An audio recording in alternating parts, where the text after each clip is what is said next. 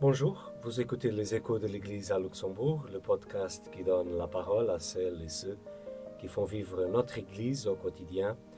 Aujourd'hui, nous fêtons un anniversaire, le 5 ans du Centre de formation diocésain, le CFD, créé pour accompagner prêtres, diacres, agents pastoraux, catéchistes, mais aussi tous les baptisés sur leur chemin de foi et de mission.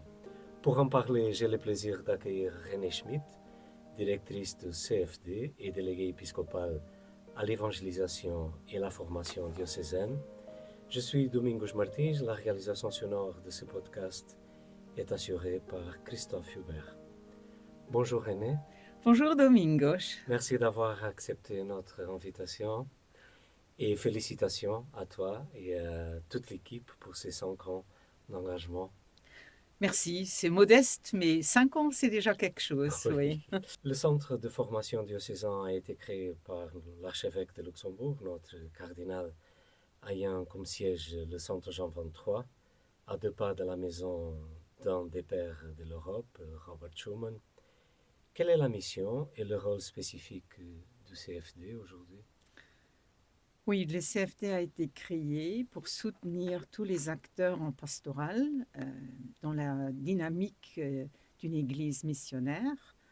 Je crois qu'en 2020, le cardinal a déjà vu au-delà de ce qui se passait. Bon, on était avant la pandémie dans une église qui souffre encore de la séparation de l'Église et de l'État. En 2015, en 2017, mise en place de la catéchèse, on voit qu'il fait bien de soutenir ceux qui portent les responsabilités dans les paroisses, dans les communautés, dans les mouvements, et puis aussi pour créer un mouvement synodal à l'intérieur de l'Église à travers la formation aussi. Et quelle évolution peut-on constater depuis la création du CFD? Je crois qu'au début, on avait une vision un peu restreinte. Oui, on s'adressait aux prêtres, diacres, agents pastoraux, les catéchistes, tous ceux qui sont payés et qui ont une mission ecclésiale directe. Mais maintenant, l'éventail s'ouvre et nous nous adressons à tous les baptisés. Et ça fait plaisir d'entendre que des gens répondent et qui disent c'est pour la première fois que je suis invitée à une formation. Et quels changements pastoraux au niveau de la pastorale exactement as-tu pu observer dans le diocèse? Quels signes d'espérance peux-tu discerner? Oui, je crois qu'il y a des signes d'espérance. 30 à 40 catéchumènes chaque année qui se présentent, qui frappent à nos portes pour être initiés à la foi chrétienne. C'est quand même pas rien. Il y a des paroisses qui sont aussi très vivantes, qui relèvent les défis sociaux du terrain, qui sont engagées et qui perçoivent les mouvements qui se vivent dans la société. Il y a des lieux très vivants et parfois il y a des nouveaux lieux qui se créent. Bon, samedi dernier, il y a une quarantaine de jeunes qui ont fait un musical, qui se sont engagés avec le responsable dans une dynamique extraordinaire, hors paroissiale. Et c'était pour moi un vrai signe d'espérance, ce musical Moïse. Et je crois qu'il faut annoncer la foi, il faut annoncer le Christ dans un langage qui est de notre temps, de notre époque. Et c'est un grand défi. Il faut oser sortir ça on a toujours fait comme ça. Et oui, ça ne va pas marcher. De toute façon, personne ne va venir. Non, osons traduire quelque chose de cette belle vision pastorale que le pape François nous a transmis dans Evangelii Gaudium. Et je crois qu'il vaut toujours la peine de le relire. Et d'ailleurs aussi, le pape François, au début de son pontificat, il a dit ceci, je voudrais que nous renouvellions ensemble aujourd'hui notre pleine adhésion au chemin que l'Église universelle suit depuis des décennies dans le sillage du Concile Vatican II. Le pape François en a magistralement rappelé et actualisé le contenu dans son exhortation apostolique Evangelii Gaudium. dont je voudrais souligner quelques aspects fondamentaux: le retour à la primauté du Christ dans l'annonce, la croissance dans la collégialité et la synodalité, et l'attention au sensus fidei. Qui a dit ça? C'est le pape Léo Ah, qui a, qui cite le pape oui, qui François. cite et qui transmet. Bon, c'était le 10 mai en 2025, et donc la synodalité et cette formation aussi au service d'une église synodale va continuer. Pour cette année, nous avons pris le thème vers une église missionnaire. Avant d'aller Oui, au programme de cette année, je voudrais quand même revenir un peu à l'arrière. Tu as parlé de 30-40 catéchumènes qui chaque année frappent pour l'initiation chrétienne. oui. Tu as une explication? Parce qu'un peu, aussi en France, il y a eu une augmentation, en Belgique, un peu partout, ici au Luxembourg, il y a une augmentation où il y a des gens qui désirent trouver le Christ. Tu as une explication pour cela? Oui, je crois que les gens cherchent. Certains ont raté le pas quand ils étaient jeunes. Ils n'étaient peut-être pas dans une eau chrétienne. Puis beaucoup de jeunes pros viennent à Luxembourg et ils sont ici dans un contexte très différent. Et alors, quand on est dans une nouvelle situation, on commence à réfléchir aussi. Peut-être ils ont cherché déjà ou ils ont côtoyé quelqu'un. Ça passe souvent par l'interpersonnel. Oui, je crois que les gens cherchent plus que nous le devinons. Et peut-être il faut devenir de nouveau sensible aux rencontres et non pas seulement penser à partir de nos structures. Alors, on y va, le nouveau programme du CFD pour cette année 2025-2026 vers une église missionnaire. C'est d'ailleurs l'expression utilisée par le pape Léon XIV dès le soir de son élection quand il a dit qu'il voulait une église missionnaire, ouverte et proche des gens. Pourquoi avoir choisi ce thème aujourd'hui? Qu'est-ce que cela veut dire concrètement pour le CFD et pour notre diocèse? Je crois qu'il faut être au diapason de l'Église universelle et aussi au niveau de l'Église locale. Je crois que le cardinal a déjà souligné souvent cette dimension missionnaire. Il en a fait l'expérience au-delà de 20 ans au Japon. Il connaît cette situation d'être dans une attitude d'un missionnaire, d'un disciple missionnaire. Je crois que nous voulons relever ce défi par la formation. Et là, je vais toucher quelque chose qui est important aussi pour nos amis francophones. Je crois que le propre du missionnaire, c'est aussi de connaître la culture des lieux, de se familiariser avec les habitudes qui sont les nôtres, qui sont celles des Luxembourgeois. Et après, je touche à un point crucial que nous rencontrons beaucoup dans la formation, ça c'est la langue. Les gens veulent avoir des formations dans leur langue et c'est dur, hein. Nous voulons traduire beaucoup de choses, mais il y a aussi des choses qui ne se disent pas en français comme on le dit en allemand. Alors là, il faut être vigilant et aussi vigilant à la langue luxembourgeoise parce que, oui, on parle le luxembourgeois. Et vers une église missionnaire, qu'est-ce que cela veut dire concrètement pour le diocèse et pour le CFD?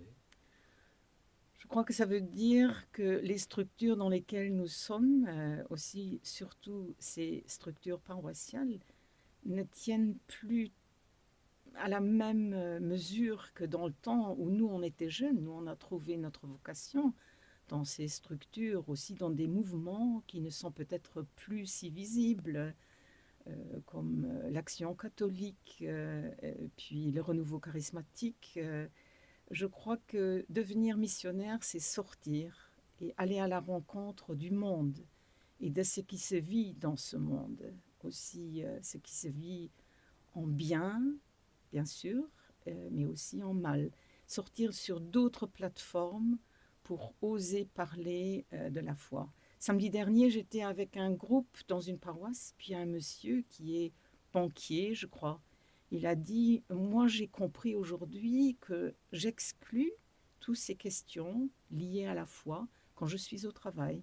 Et le Seigneur m'encourage oui, à affirmer que je suis du Christ, que je suis chrétien, peut-être oser une parole qui va au-delà de ce qui est conforme. Dans ton préface au programme, tu écris que l'Église rassemble parfois plus un paquebot coincé dans un port qu'à une tente ouverte à la rencontre et à la fraternité. C'est une image très forte. Hein? Qu'as-tu voulu exprimer à travers cette comparaison? C'est une image que j'ai héritée de quelqu'un qui a donné une formation, hein, parce qu'on apprend aussi en écoutant des référents. Et là, je crois que ça m'a travaillé. Je crois que l'Église, pour moi aussi, était longtemps ce grand bateau dans lequel tout le monde était déjà bien installé et on savait où on voulait aller. Et maintenant, ce n'est plus si sûr, hein. Et les gens doivent se désinstaller et ces petits bateaux gonflés, peut-être où on rame, c'est une façon de dire qu'il faut devenir inventif pour découvrir des nouvelles calanques, des nouveaux paysages et parfois aussi avec moins de monde, c'est-à-dire à deux, surtout à deux, parce que le Seigneur a toujours envoyé les disciples deux par deux, mais aussi peut-être en petits groupes et de ne pas se décourager quand on est seulement quelques-uns. Être inventif, tu viens de dire, et aussi dans la préface, tu dis oser explorer de nouveaux espaces missionnaires et affronter l'inconnu avec l'espérance. Quels sont, selon toi, ces nouveaux espaces missionnaires ici au Luxembourg? Ou l'Évangile a-t-il encore besoin d'être annoncé ou vécu autrement? Oui, c'est une bonne question. Les nouveaux espaces sont peut-être des espaces qu'on connaît en partie. Je pense surtout au milieu hospitalier. Les hôpitaux, les lieux, les EHPAD où les personnes âgées vivent, c'est des lieux de rencontre formidables avec les familles, avec le personnel médical. C'est des lieux qui sont un peu hors paroissial. Et je crois que ça, c'est par exemple un lieu où il faudrait investir davantage parce qu'il faut fortifier oui, cette pastorale qui est à l'écoute des gens, à l'écoute de leurs blessures et qui est dans une attitude d'accompagnement. Ça, c'est pour moi très important. Puis, je pense aussi à d'autres lieux, comme des lieux où il y a des défis sociaux. Ce matin, je passe par l'église du Sacré-Cœur. Il y a vraiment aussi de la pauvreté tellement visible et on se dit, la mendicité, c'est un aspect, mais qu'est-ce que nous, comme église, nous pouvons proposer davantage? Et là, je suis très heureuse de voir qu'il y a des gens qui prennent à cœur, qui ne sont peut-être pas d'église, mais qui s'encordent avec d'autres pour porter et pour aller à la rencontre, pour ouvrir une porte à ce monde qui ne sait plus où aller et que faire. Et là aussi, il y a besoin de formation pour aller vers ces gens, pour aller vers les malades à l'hôpital, aux hôpitaux. Oui, il y a une trentaine de bénévoles qui sont en train de se former et qui sont maintenant en stage. Pour la première fois, cette formation a été décentralisée. On n'est pas seulement à Luxembourg, mais on est aussi à Esch. Et puis, je crois qu'il y a des attentes aussi dans le nord du pays. Je crois c'est une belle dynamique et j'ai rencontré des gens très, très intéressants qui veulent donner de leur temps et qui veulent annoncer le Seigneur par leur vie et surtout oui, par une attitude de compassion, être des disciples missionnaires compassion dans un monde qui souffre, qui a mal. Je crois que c'est ça ce que le Christ a fait et il a déclenché toute une dynamique à travers ses attitudes propres et en y amenant d'autres. très vite. Il a tout de suite partagé son pouvoir avec le peuple de Dieu, avec les 12, avec les 72, et puis d'autres. Et là-dedans, il y a hommes et femmes. Nous, on ne sait pas trop ce qui s'est vécu sur cette terre de Palestine dans le temps du Christ, mais je crois qu'il y avait une dynamique qui allait à contre-courant de ce qui était déjà installé dans, oui, aussi par la religion, par le Déjà contre judaïsme. l'occupation romaine Ouais. qui les empêchait Oui, de vivre sa propre religion. Le programme du CFD pour 2025-2026 est très varié. On y trouve des propositions spirituelles, des parcours de formation pastorale, mais aussi des sujets très actuels comme l'intelligence artificielle. Comment choisissez-vous ces thèmes si divers et y a-t-il une initiative qui te tient particulièrement au cœur cette année? oui, c'est comment dire, c'est un édifice qui se construit petit à petit. On a reçu beaucoup d'idées aussi de certains collègues qui se sont investis, qui se sont interpellés, qui sont sur une petite plateforme pour soutenir la formation. Et je crois c'est aussi des rencontres personnelles qu'on fait quelque part. Et puis pour rester aussi dans la mouvance de la synodalité, parce qu'on est toujours en train maintenant d'implémenter la synodalité dans les diocèses. Et ça, c'est un travail qui sera un travail de longue haleine. On a proposé, par exemple, des modules sur la conversation dans l'esprit, qui est la clé pour développer une autre façon, des nouveaux lieux, des nouveaux espaces, neue Glaubensräume, auch in unserer Kirche. Je trouve que c'est important d'y croire parce que les expériences que les pères synodaux ont fait à Rome vont se vivre aussi ailleurs. Tu veux expliquer qu'est-ce que c'est exactement cette formation dans l'esprit? Oui, c'est une formation qui part de la parole de Dieu et aussi de la question qui est portée par un groupe. Et en prenant du temps pour la prière personnelle, après partager dans une écoute organisée, c'est-à-dire pas une discussion sauvage, mais chacun a un certain temps pour parler et après relever des choses dans un plénum pour dire ça m'a touché, ça me préoccupe, j'aimerais souligner ceci. Et sur ce chemin, la communion grandit, la participation peut s'éveiller et la mission sera portée ensemble. Je crois qu'il faut y croire parce que j'ai entendu un jésuite qui a accompagné à Trèves le chemin du synode. Il a dit, si nous ne croyons pas que c'est l'Esprit Saint qui guide cette Église, nous ne pouvons pas parler de synodalité. Et alors il faut se mettre à l'écoute de l'Esprit qui ne tombe pas comme ça du ciel, mais qui t'habite depuis ton baptême et qui nous réunit ensemble et qui donne autorité aussi dans un groupe à dire des choses qui sont peut-être tout à fait nouvelles.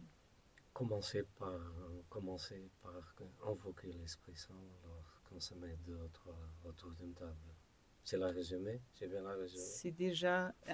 C'est déjà quelque chose de très important et non seulement faire une petite prière et dire ça c'est prié et maintenant on vient aux choses sérieuses.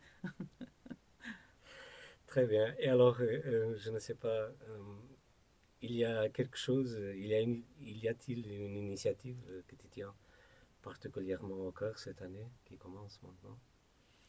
Oui. Tu as déjà parlé de l'Esprit Saint, de la formation de l'Esprit Saint. Oui, je crois qu'il y a une formation, bon, elle sera traduite en français, mais elle va vraiment se donner en allemand. Ça, c'est Jan Lofeld, c'est un théologien qui est d'origine néerlandaise. Il a travaillé beaucoup pour la conférence épiscopale allemande et il interroge vraiment cette société sécularisée, pour dire est-ce que nous avons vraiment besoin de Dieu? Il pose des bonnes questions. Je crois que c'est quelqu'un qui pourra stimuler aussi notre mission. À Luxembourg, ce sera le 10 décembre au centre Jean 23, une matinée pastorale avec Jan Lofeld. Et tout le monde est vraiment les bienvenus. Et on va aussi, bien sûr, enregistrer cette conférence. Je fais déjà signe au service communication et presse. L'invitation est déjà lancée. Notre cardinal Ulrich, il parle souvent d'une église missionnaire fondée sur la synodalité, que tu as déjà parlé ici aussi. Comment cette dimension se fait-elle concrètement dans vos formations? Je crois que les formations sont déjà dans l'esprit du document final du synode, c'est-à-dire ouvert à tous les baptisés à chaque fois. C'est-à-dire il faut oser s'inscrire et venir pour une soirée, pour une matinée, si on est d'un mouvement ou si on est d'une paroisse ou tout simplement intéressé. Et ça, c'est quelque chose que le document final du synode a souligné, que les formations doivent être transversales, non seulement pour une seule catégorie, c'est-à-dire chercher ensemble la volonté de Dieu, se mettre en route ensemble, parler ensemble et partager, parce que l'espérance qui est partagée se multiplie. Et si tu regardes l'avenir, où aimerais-tu le CFD, que le CFD soit dans son camp? Quelle évolution, quelle dynamique espères-tu pour le centre et pour l'Église au Luxembourg? Oui, bien sûr, j'espère toujours qu'il y aura des gens qui sont intéressés à se former, à se mettre debout, à prendre une posture de disciple missionnaire dans une société sécularisée. Et pour cela, il faut de la formation. Mais peut-être un jour, si nous regardons un peu vers l'avenir, ce n'est plus très sûr si nous allons trouver des acteurs qui vont vraiment animer et conduire tous ces services.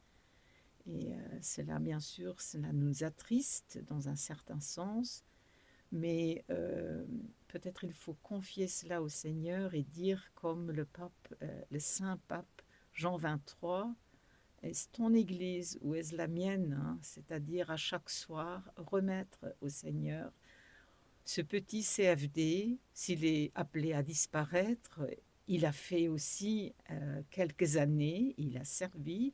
S'il est appelé à refleurir, le Seigneur trouvera les moyens. Et pour l'Église de Luxembourg? Ça vaut la même chose. Mais je crois que l'Église du Luxembourg, elle est dans les mains du Seigneur.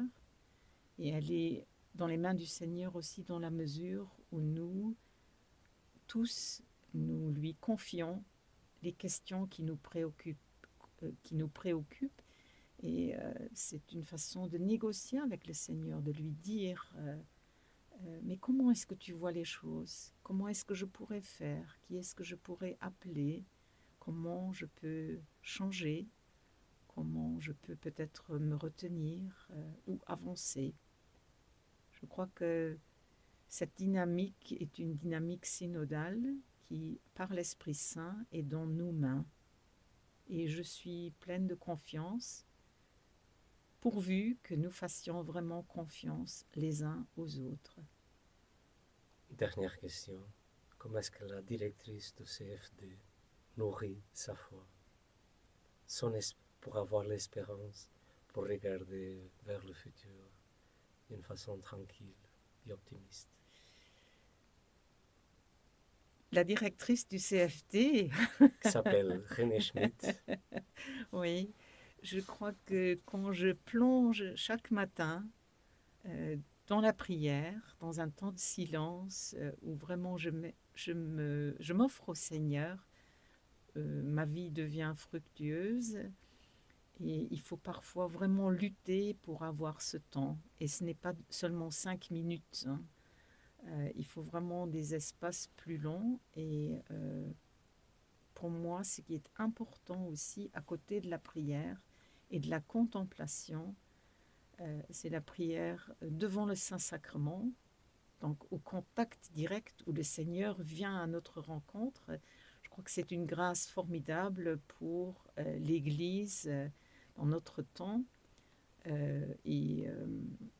Puis la lecture, l'amitié, la fraternité avec tes consoeurs, et puis aussi oui, les rencontres avec des gens d'une spiritualité que j'aime bien, la spiritualité ignatienne, mais aussi oui, plonger par moments dans une vie monastique, dans un monastère.